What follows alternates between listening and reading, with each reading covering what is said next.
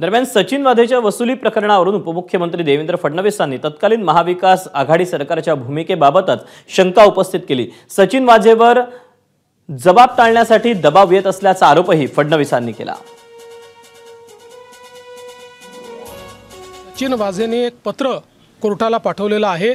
त्या पत्रातच त्यांनी लिहिलं आहे की कशा प्रकारे त्यांच्यावर दबाव आणून जुन्या केसमधनं बाहेर येऊ देणार नाही, नवीन केसमध्ये फसवू वगैरे अशा गोष्टी सांगून कशा प्रकारे त्यांच्याकडनं चांदीवाल आयोगासमोर साक्ष त्यांनी देऊ नये, पुरावे देऊ नये म्हणून दबाव आणला। मला असं वाटतं त्या पत्राचं आता जी काही सत्यता आहे ती चांदीवाल साहेबांच्या या मुलाखतीमुळे स्पष्ट झालेली आहे।